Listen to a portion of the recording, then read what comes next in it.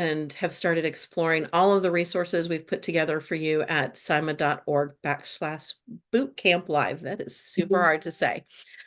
Today's sessions, all week we've been talking about readiness, but today's sessions are focused on those what if moments.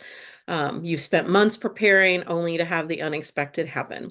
Today's speakers are going to talk about how to prepare you for the unexpected. So this morning we're talking with Matt Gerich on how to protect your team in the event they get stranded in the field. If you have any questions during the session, please drop them in the chat box on the bottom right-hand side excuse me, of the Bootcamp Live page. So let's get started. Matt, welcome, and thanks for being here. Thank you, Cheryl. I appreciate it very much. I'm so happy to be here. This is every time I get a chance to do this with Sima, it's really a privilege and honor. And the fact that we're able to, share information and expand education for everyone, it's just a great thing. And I thank you all for being here today. So when this topic came up, at first I thought about it and I said, well, we're all professionals and we've got everything pretty much buttoned down pretty hard. I don't think this is really going to happen. And then, I thought about it, dug into it a little bit more and even checked back into my past. And I said, come to think of it, if this even happened to me. So it's like, yeah, we better make sure that everyone's aware of the realities of someone, someone on your team getting stranded and what that means. So, you know, we have with what's going on, I want to say in the world today, it's always been like this, but now it's more focused, more under the microscope, more pronounced is these extreme weathers that we're getting. And fortunately, we are, able to find out about a lot of them sooner, but unfortunately, it doesn't always move the needle about being ready for it. So that's not a good thing. Um, you know, Winter in general changes everything, if you will. I mean, obviously the temperatures, and then large amounts of snow, ice, and just dangerous conditions. I mean, again, so many things have gotten better as far as technologies and training, our equipment, all these things have gotten so much better. But at the end of the day, since these things can happen, I need you to think in one more level, one more layer, if you will, and that's a plan B. We're going to talk about that today. Um, and the idea is you say, well, Matt, listen, we've already got so much on our plate now. Do we really need one more thing? And I have to tell you that unfortunately, this one's got to go on the plate because it could come down to a situation. I hate to use the word life and death, but it could come down to something very serious. So we've got to keep that more front and center than maybe we ever thought before. Um, you know, um, we have technologies and obviously, well advanced satellites, radars, all kinds of things. I mean, it's 24-hour weather stations. There's not one of them anymore. I think there's seven. So everything is being tracked, everything's being followed um, so much that we do have, obviously much better information, great information, if you will. Um, but I think the answer is that with all the recent events that have happened, I mean, let's talk to folks, unfortunately, in North Carolina, in Florida, even in Buffalo, New York. Um, even with these forecasts that we get and we have, tragedy can still occur. And I really think that, we need to use these technologies, but we can't just assume or rely on the fact that that's what's going to answer all of our questions for us or solve our problems, right? Because at the end of the day, we gather that information and we use that information, but it's our situational area that's going to matter. I mean, if you're working in Pennsylvania, you're working in Colorado, you're working up in Minnesota, you can all say, well, yeah, we're in the middle of it's January, middle of winter, but obviously all those different areas are going to be dramatically different. So I think what's true is that no matter how you slice it, everyone should have that next level of preparedness. Okay. Um, when I did this and I talked to some people about what I was going to talk about, everyone gave me the same answer, and they said, how would this happen in the first place? I mean, we are so prepared and we are so ready, and we've got everything going on.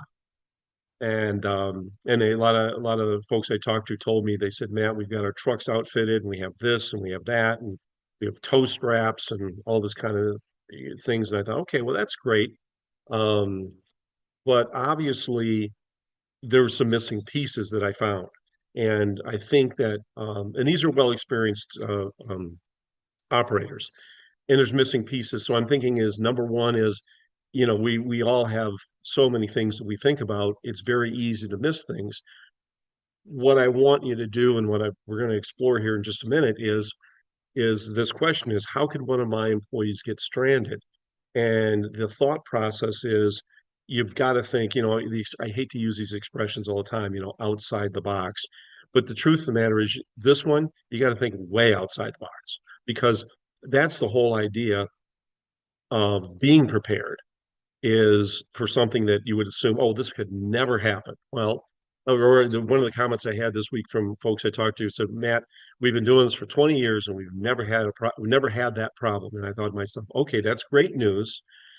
And I said, my response was, well, has the weather been the same all those 20 years? Well, no. Has your personnel been the same 20? No. Has your equipment been the same? No. Well, okay, so obviously over that 20 years, many things has changed.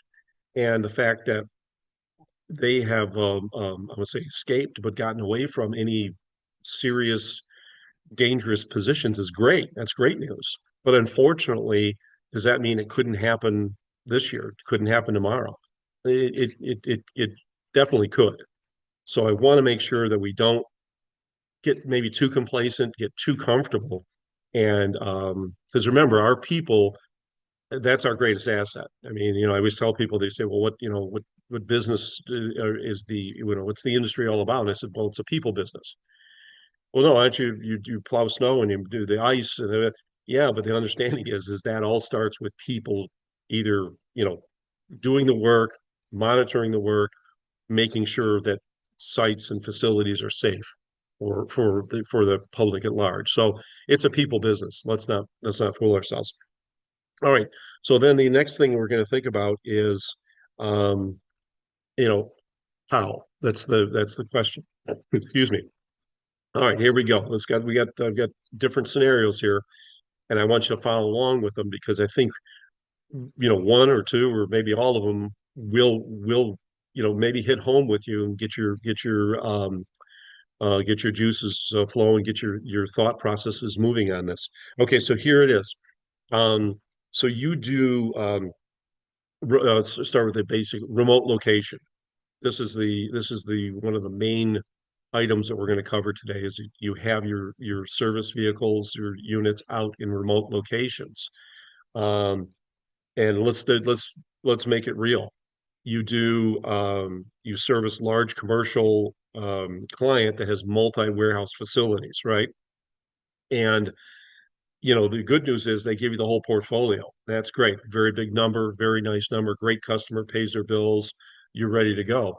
Well, there's one facility that's not so close to all the others. It's about 47 minutes away from the bulk of where you're working. And so, unfortunately, you've tried to get a subcontractor in there to help you. No one will step up. So you have to send the service unit out there. Well, it's 47 minutes. Well, the idea is that you have a snowstorm, right? And you have this 8-inch snowfall in your area, and you're prepared and you're ready and you got the equipment and you're moving, and you send that unit out there to take care of that remote location. Well, when the driver gets out there, the bad news is he's met with 14 inches of snow. Okay, not 8 like you have in the service area, general service area you're working. He's got 14 inches. Okay, again, we're all professionals here, so we know what to do. But the idea is that, as we know, every inch changes the dynamic. And so it's not just, well, we'll just push a little longer, it'll just take a little bit more. As you know, it's a much, much different scenario. So um, we get out there, he gets out there, he starts plowing. Uh, he's a pretty experienced operator. That's good news. So he starts plowing. But sure enough, the bad news is the storm, the amount of snow gets the best of him, and he gets stuck. He gets stuck in a deep drift.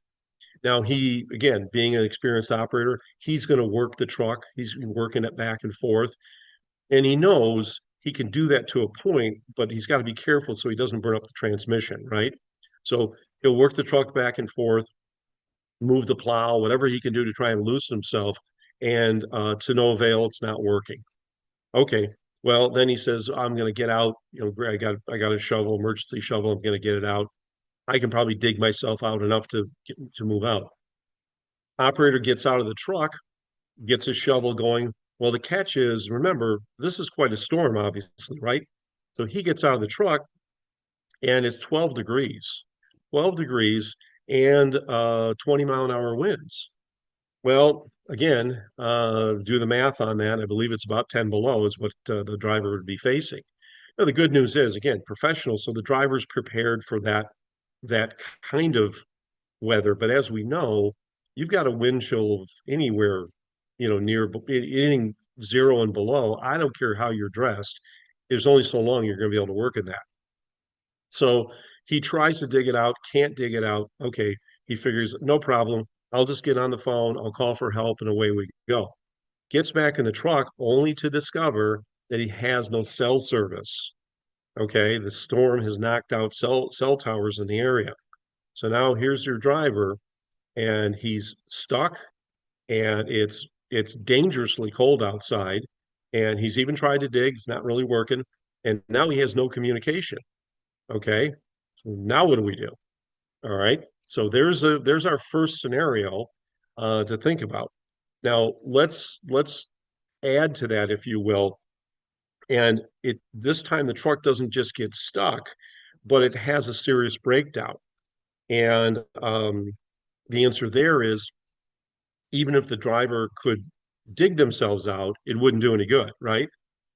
Say the transmission is gone, say they get in some kind of a, like this you see on the screen here, tip over accident. Any number of things like that could obviously make the truck inoperable, won't move. So now the driver's really stuck, and again, no cell service. Okay. Now, if we think about it and we go one step further, is what happens when the truck is disabled, but disabled to a point where there's no uh, using the truck anymore. In other words, let's say that a fire breaks out, and this can happen, as we know, even on a newer unit. So we have a fire breaks out under the hood. Luckily, the driver again grabs that fire extinguisher, puts the fire out, so there's no major catastrophe. But unfortunately, it's burned up all the wiring, all the electrical. Now our driver is out there and they have no heat, no lights, no communication, because remember, they have no cell service. Okay, now we have a very serious problem, right? Because the driver can't even stay warm by the heat of the truck. And again, we're talking dangerous cold.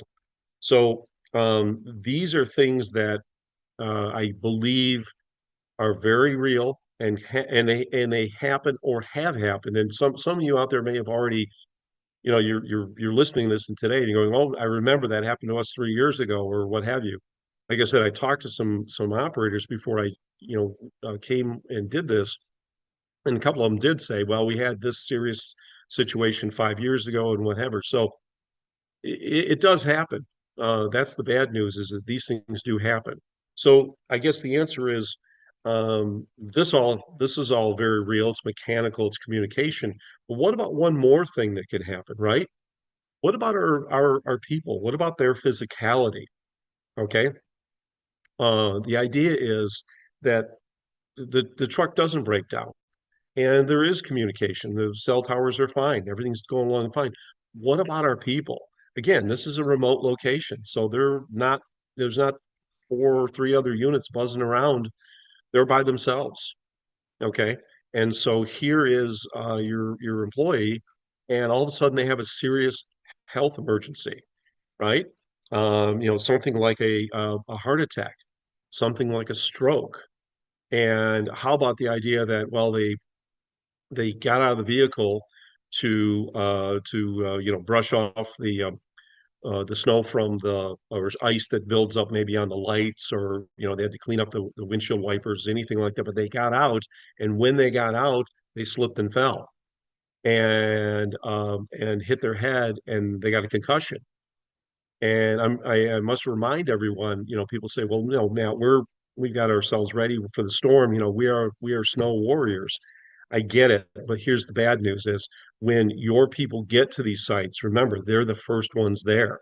The site is the most dangerous when they get there. When they leave, no. When they leave, it's great for everybody. But when they get there, you have the snow, of course, but what's underneath that? Could be, very, very serious ice. So they get out to do something, they slip and fall, and you can be dressed as warm as you want to, but if you hit your head, you got a problem. So these are very real things that could happen to your people while they're out there doing this work. And again, it's a situation of, well, um, if they can't move, if they're incapacitated, it doesn't matter how much heat the truck has, doesn't matter how many, how well the cell phones are working. Physically, they can't communicate. Okay. So we've got some serious problems here. And that's why I say that these things that happen are definitely things that you would uh, you would line up for your business and say, this is bad for our people, bad for our business, and could even be more disastrous than that. So you've got to make sure that you make this list of the what ifs, and then the good news is where I'm going to go to the next section is then we'll say, okay, now what can we do about this, and so forth. Um, my answers on this is what I'm going to tell you is, um, you know, again, I hate to use too many canned phrases, but we say, preparation is the key. Okay, that's great. Obvious, right? But the difference is not necessarily the preparation that we've been kind of thought about, programmed for, but going to deeper and more serious preparation. So you have your plan A. This is how the trucks or vehicles going to operate. Here's how we're going to do this. Here's the routing. Here's our people. Great, everything's lined up, good to go. And then the idea is, if something goes wrong, we'll figure it out then. My answer to you here today, and I think the reason I am here today, is that you have that plan B already in place. It's already been thought out. It's already staffed up. It's already ready, so that if plan A fails, there's no time lapse in there. Well, it's going to take us an hour, 2 hours, or longer to figure out what to do and how to make things right. We have that plan B already planned out, already go. In 15 minutes, we're on our way. We're taking care of business. Okay. So that's what I want to get you to here is the answer. Okay, so how are we going to do this? How are we going to have our plan B ready to go and circumvent these problems we looked at in the first section of our talk here today? So here's what I'm going to tell you. What was the first problem that really came up was communication failure. I know in this day and age where we live on our cell phones, we live on the GPS that all of our units have, and arguably day in and day out, they work fantastic, right? And they get better and better. But as we found out in the scenarios we laid out there, if I have no cell phone service and if there's, let's say, some kind of a electrical problem with the vehicle knocks out my GPS, again, I'm blind. There's no communication out there. So what I'm going to recommend that we do is we kind of go back to where a lot of us started out, and I use the term old school, and a lot of us probably did this. I know when I started out, we didn't have cell phones, and and what have you. We had CB radios, and we had what you're looking at there in the screen is battery operated walkie-talkies. Now, the good news is the walkie-talkies of today obviously are far superior to what we ever used years ago. They're better than they were 5 years ago. Okay, there's a unit called a Baofeng that will get us at least 30 miles of coverage. And the idea there is so they're battery operated, independent of anything else. I don't care if, the truck doesn't have power, it doesn't matter because I do. I can, my communication device has power. So that's great news. Um, and the idea is that um, I've got greater range than I ever had before. Some of you, if there's some of you that do, camping and hiking and all these kinds of things, you're well familiar with these units. Uh, Again, it's old fashioned maybe, but it absolutely will work.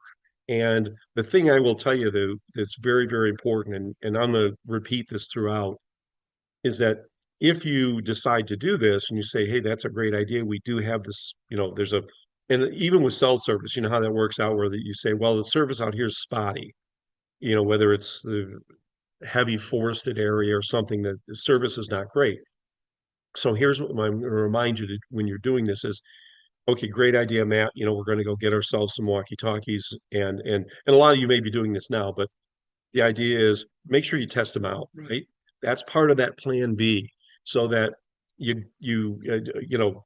sunny day, driver goes out there, gets on one end of the walkie-talkie, the other person's back at the shop or wherever, and see if it works. See how well they work. Don't wait until the time happens to find out that, well, we have the radios, but you know what? They don't work. So these are good ideas, but they've got to be tested, is my point. Okay. So um, I would get these. I would put them in those vehicles that are going to be in those locations. And, quite honestly, you might say, well, Matt, we're just going to put them in everything because even if it's a secure area, if the communication goes down, we know we can talk to our people. That's fine. They're not expensive.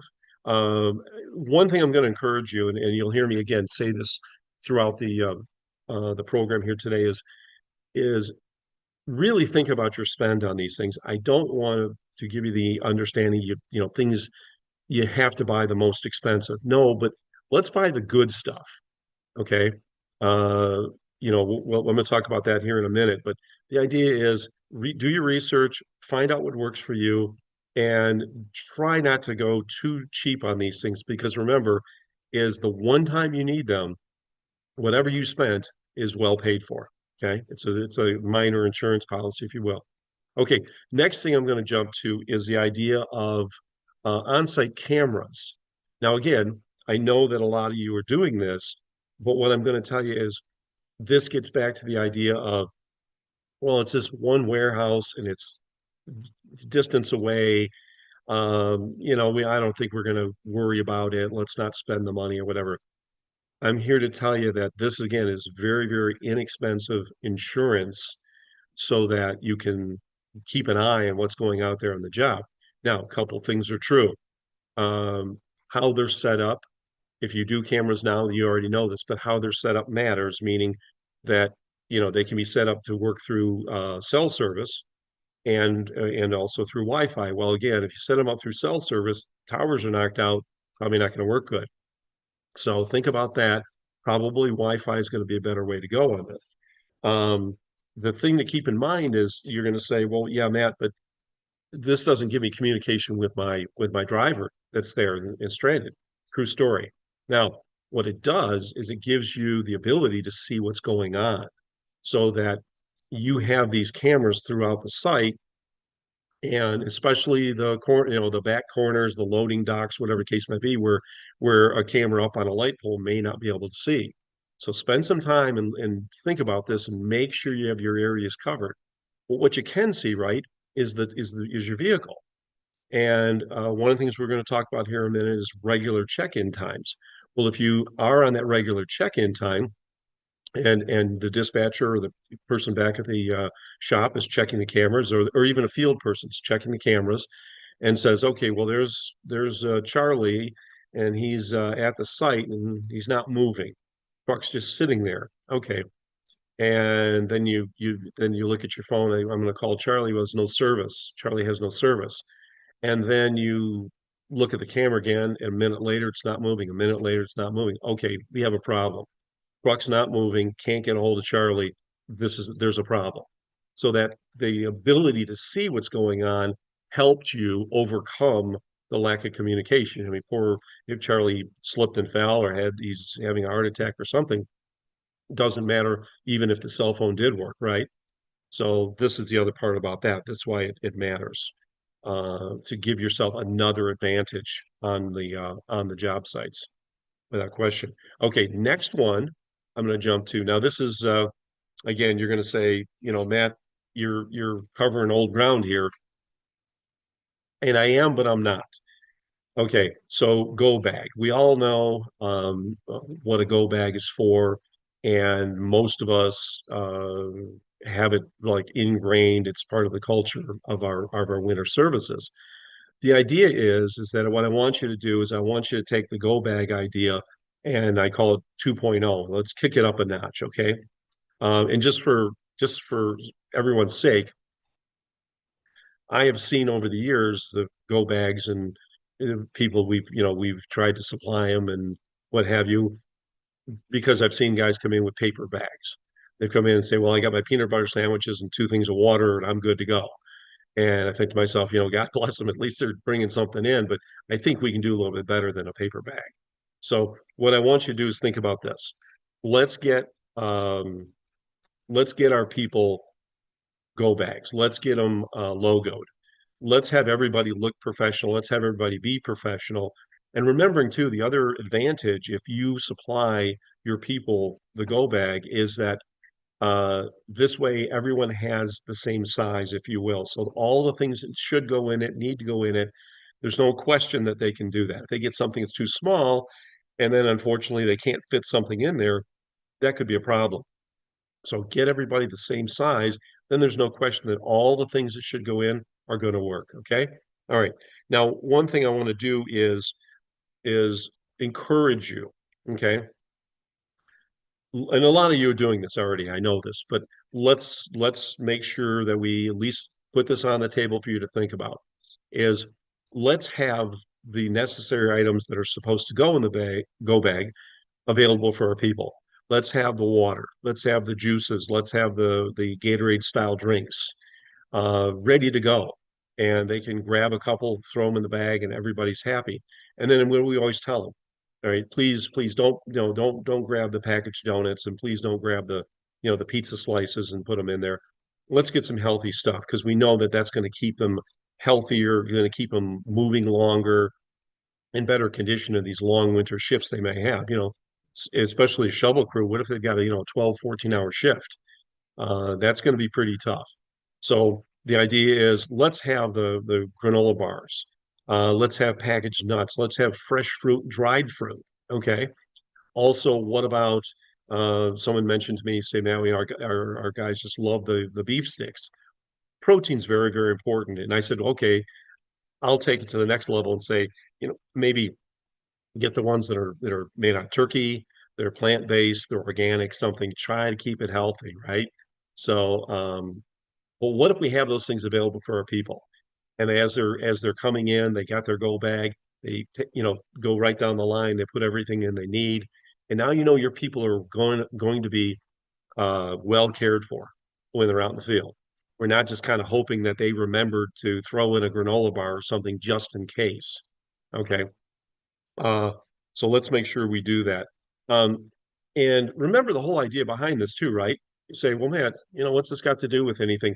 The whole idea is that if they get stranded, if they're out there and something happens, and maybe they're out there for some extended period of time before somebody knows that there's a problem or somebody can get to them, okay, they're going to need hydration. They're going to need food to build energy in their bodies and keep them warmer.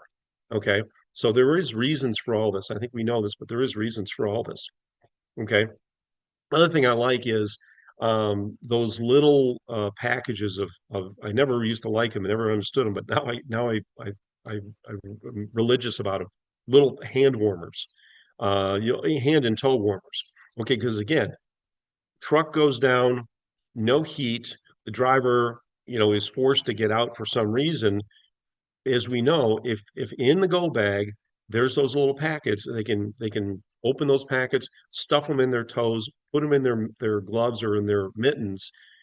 That could be the difference between them getting frostbite and not. Okay, because those, as we know, toes, fingers, those are very, very couple of areas very susceptible to frostbite.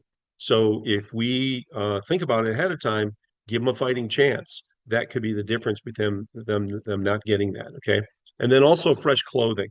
Um, Again, if the driver got out and tried like hell to dig out and make things, try and get the vehicle ready out of the snow and what have you, didn't work. Well, while he was doing that, of course, his gloves got soaking wet.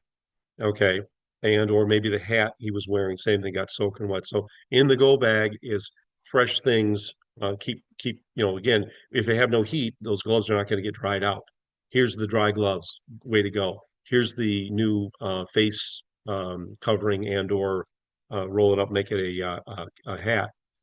Remembering too, uh, the picture I have here is generic, but the idea is, the fluorescent colors are always better if you can get them. And even again, these are things that company logos should go on.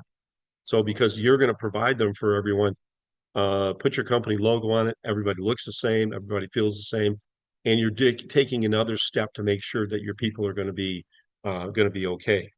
Um, as far as the personal items, again, they're going to bring their own socks, phone charger, any of the other incidentals they may have. They'll bring those in. But by and large, this will give them a really good chance to survive and have overcome any issues if they become stranded for whatever reason. So go bag 2.0 is what I'm calling that. All right. Now, what about the truck itself? That's something that came up when I talked to some of these folks. And the idea is that uh, most of you have your vehicles, and I'm going to say, tractors as well, because depending on where you're working, you're using a big loader or something, you probably need to have basically the same items as you would in a some kind of a plow truck or even salt truck, right? So the idea is, let's start with flares. A lot of vehicles I know already have them in their units. A lot of times you get the box of triangles, the safety triangles, and the flares are in there as well. If you can get those, that's great. But I'm going to encourage you to get flares because again, remember what a flare is. It's as I call it, it's an attention getter. Break down on the side of the road. What happens? You mark the flares off so oncoming drivers know that there's a accident, there's something up ahead they need to be aware of. So same thing is true here is if you are stranded, if you are stuck, if there's a problem, a flare will start bringing attention to your problem. And that's a great thing. They're inexpensive. But again, remembering too that they do need to be checked on a regular basis. It's just like your fire extinguishers and everything else. If they get wet, they're less effective and may not be effective at all. Okay. So keep that in mind. And then this is one of the things I talked about earlier about cost is the other thing I want you to make sure that all the vehicles have is jumper cables, right?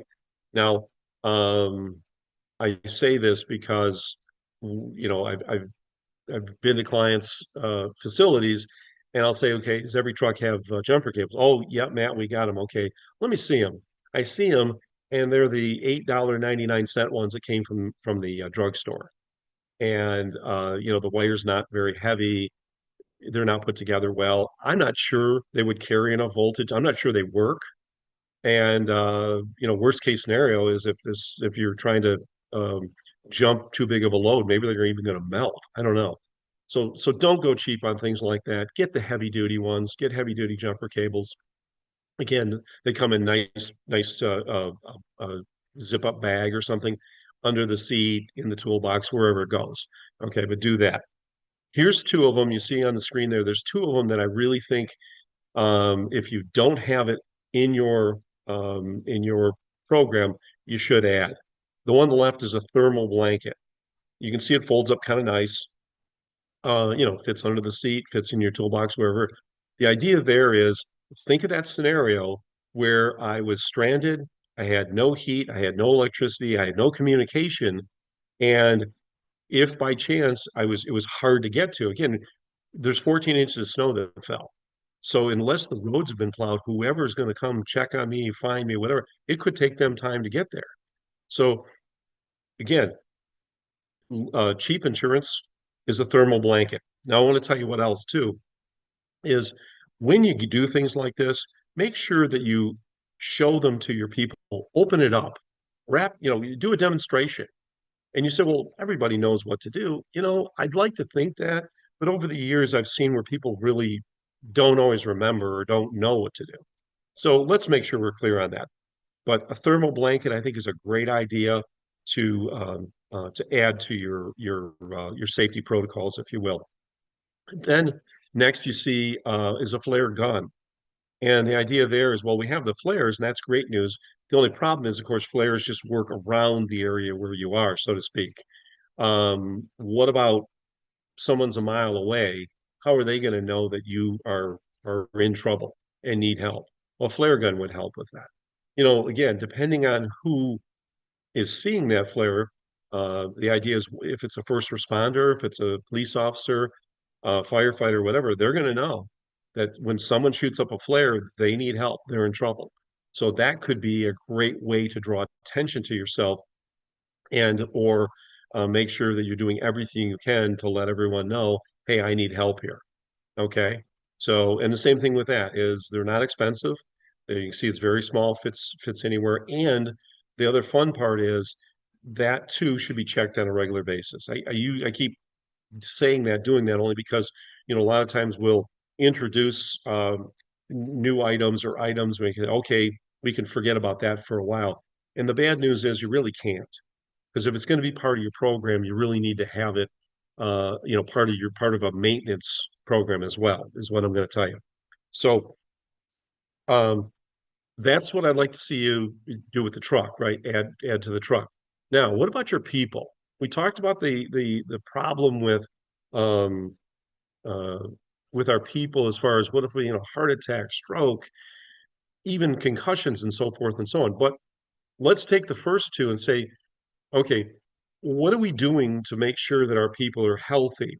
Now, understanding that the idea is um if they're commercial drivers, as we know, when they go to renew their licenses, there's basic minimum requirements that they have to do. Okay, vision tests and hearing tests and heart and things like that. But those are minimal at best. So I wouldn't call those a doctor's visit, if you know what I mean. So the idea here is, especially our folks that are maybe more susceptible, we need to keep an eye on those folks. We need to encourage them to get that annual physical, okay, and stay healthy, stay very healthy. Because remember, wintertime, the physical stress that's on our people is tremendous. And you might say, well, Matt, yeah, but in the summertime, it gets to be almost 100, and that's tough too, no question. But the problem in the wintertime is you know, if we become incapacitated, then unfortunately other things can happen. Again, if the driver fell out of the truck while having a heart attack, didn't have all the proper, didn't have gloves in place, didn't have a hat in place, then all of a sudden now we're looking at hypothermia, we're looking at chilblains, we're looking at frostbite. So definitely a bad scenario. So let's do this and let's check in with our people. Now, this is something else I'd like you to try to add as much as you possibly can, and that's a visual check of your people when they come in. Whether you say, okay, each manager is responsible for X number of people, or before drivers head out on the road, they check in with dispatch. Someone should look at our folks as they're coming and going. Are they coming in? Someone coming in and they already have shortness of breath. Someone's coming in and they're kind of holding their chest because they have chest pains. Someone's coming in, their eyes are a little glassy. They're just not feeling right. We got to pay attention to our folks. And if they're having issues, obviously, take care of it right then and there. Someone that's already struggling, we put them behind the wheel of 25,000 pound truck carrying salt or whatever, not a good situation, not a good scenario. So let's take that extra step and add that to our list of making sure we're doing as much as we can or everything that we can for our teams. Okay. And I don't want to say that, well then, Matt, this is an age thing. I got to tell you, it's not really an age thing. I think all of us have known, unfortunately, of folks that are not in their 50s and 60s and that have had issues and can have issues, I should say. There's people in their 30s that can have issues, 30s and 40s. So we can't just draw that line and say, well, Matt's the old guy there. We better check him out. Well, maybe, but just remember, it can happen to anybody. So let's keep a better eye on our people so we kind of limit that and hopefully you take that out of the equation, right? Also keep in mind too is that depending on the weather situations, is what are we going to do with our people? Meaning, is there some folks we shouldn't send in certain situations? If you have a new person, by example, and the weather conditions are really bad, we have terrific wind chills and it's well below zero or high amounts of snow. Probably not the best thing to do is send one of our newer people out, maybe alone. It's a good idea to have them with someone, if not in the vehicle, but maybe two vehicles together or something like that. Because if they're not used to those kind of conditions, uh, that could be a problem as well. They just assume that everything's going to be fine and all the mechanics is always going to work and there'll never be any severe issues. That could be a tragedy. Excuse me. So let's make sure that we think about that scenario as well. Excuse me. Okay. And then last thing I'm going to talk about here is not new. I guess I have some new ideas and then I circle back to some, but this is one that somebody told me about and said, "Hey Matt, don't forget this," and that's the buddy system. Um, I think the idea there is that one of the best ways, assuming communication is working, and again, you can tell from the picture that I chose here, is that everyone's using the two-way radios. So, let's say there's no cell phone service, not a problem. We got the two-way radios. We're all in communication. Great news. But the idea here is uh, set yourself up on some kind of a regular check-in. I'd love to see, no more than 30 minutes. And I know those of you that have larger companies might say, Matt, that's going to be a lot of chatter on the radio, and we're going to have a hire an extra person to keep track of it or something. Well, again, I'm not trying to add cost to anyone's operation and never want to do that. But what I want to do is I want to make sure that we're keeping our people as safe as we can. And I keep using the word insurance because maybe that's what that is.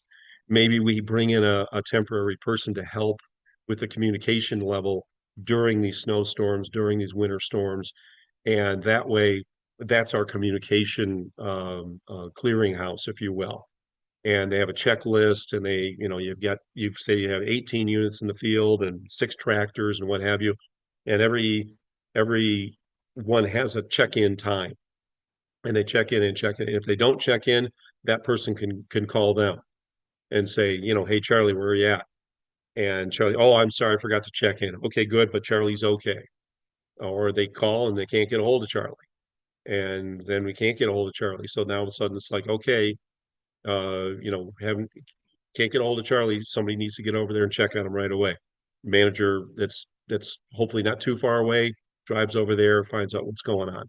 Okay, so the buddy system, I think it's not new, but I don't think it really goes out of fashion. I think it's a good thing to keep in mind, and it'll always work out well. So let's do this. Let's do a recap, and let's find out what we're talking about here. And I say let's put these on your radar. Working in remote locations, it can be the first step of a problem if we haven't thoroughly thought it out, right? Um, and and you could do it this way too. You could even say maybe it's not even a remote location, but it's one that you can't really. physically see real well. I've been to many sites with these huge warehouse facilities or big shopping centers, and you can have people working on one area, and you go around the back, and it's not well lit, and it could be the area where that person has a problem, and it could be a while before they're seen.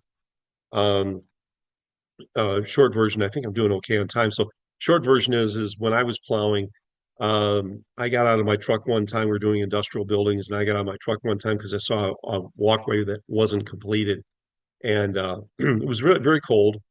And I thought, no problem. I'll grab my shovel off that walk, and we'll be good to go. Well, I wasn't thinking, so I shoveled off the walk, and then I looked around the corner and I saw four others that didn't get shoveled. The bad news is I went around the corner. I couldn't be seen.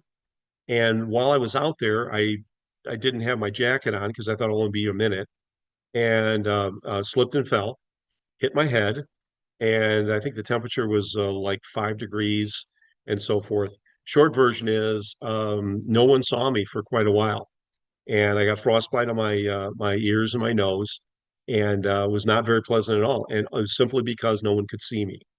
And well, because that besides the fact that I was stupid, and I went out there with no protection, no gear, or didn't say, well, if there's four more, I better go back to my truck and get what I need. No, didn't do that. It was, young, what they say, young and stupid, but I survived. So the idea though is the remote location could be something as simple as something that the rest of the team can't see.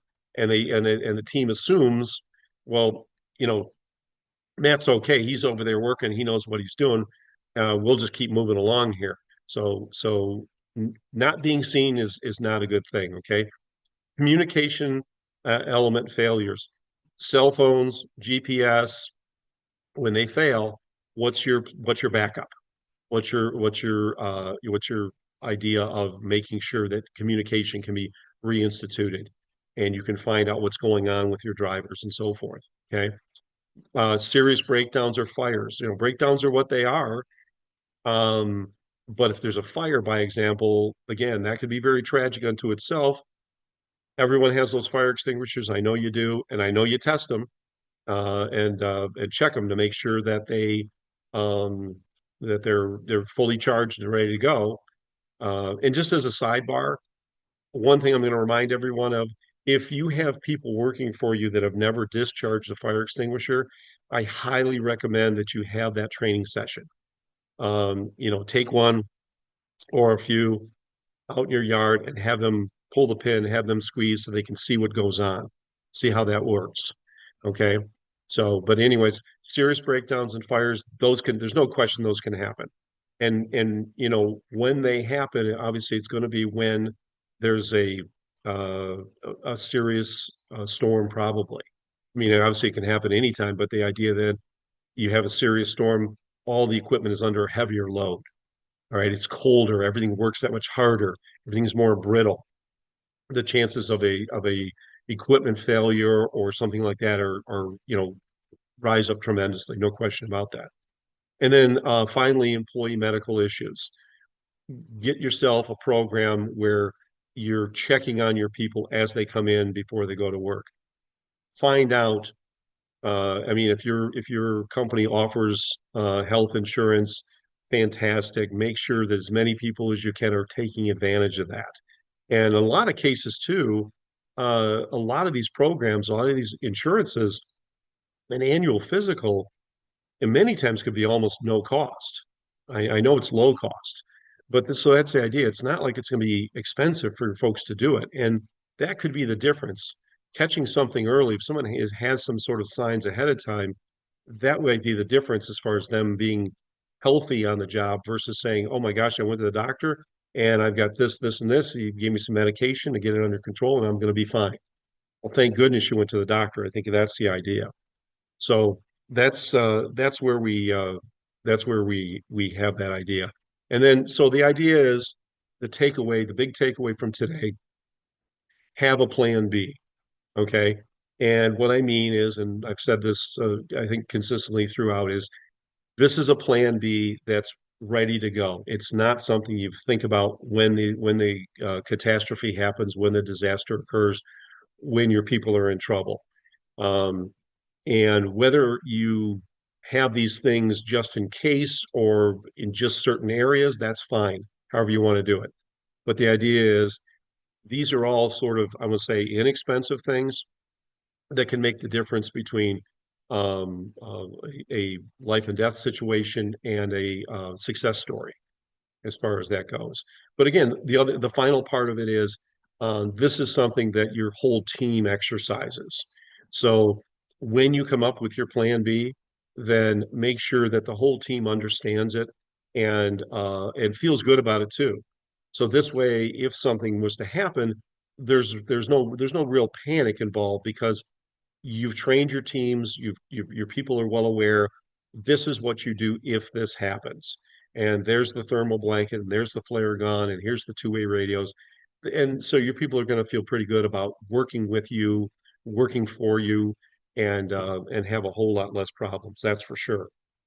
So I guess that's the answer. And then finally, what I'll tell you is, keep in mind that you may not always have someone there to help you out of a jam if you ever get like that. So that's pretty much my presentation today. I hope it's helpful. I think there's some nuggets there. Hopefully, you'll be able to take something away that'll work well for your company. Um, I'm always available to help if anyone needs help. You can always get a hold of me. I think the idea is something to keep in mind is that you all as being members of SIMA have such tremendous resources that you can tap into. And I encourage you to do that. Like today's presentation, if you found some value in this, but you really want the rest of your team to find out about it, watch it. These are recorded and you can play them back. And I encourage you to do that, especially with your managers. And then that way they'll thoroughly understand the whole program versus you trying to retell the whole story. So keep that in mind, and please, please, please be safe, be aware, and remembering too. We started out this whole conversation talking about climate and the weather and how it can change, and how there's folks everywhere in this country that never thought certain things were going to happen to them. So this idea that I'm in Dayton, Ohio, and we'll never get that much snow. What are you going to do if you get 24 inches of snow all of a sudden, high winds, sub-zero temperatures? What's the plan? And your units are getting stuck all over. What's the plan? So even though it's never happened, what if it does? Be prepared, be safe. That's my ask, and always have a plan B. So thank you very much. I truly appreciate it. Cheryl, I guess take it away. We have any questions?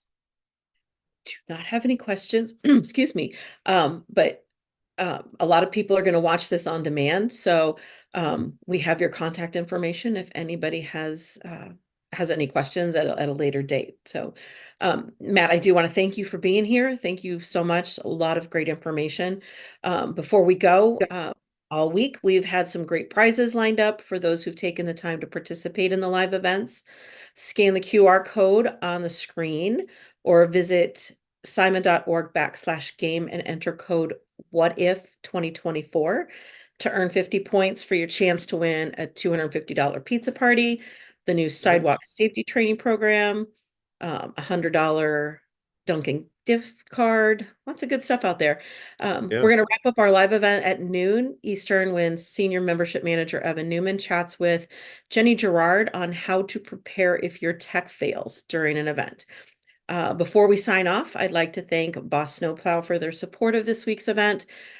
We appreciate them so much for all of the support that they've given us this week. So let's hear a quick message from them, and then we will just sign off right after that. Thanks. Thanks for being here. Thank you.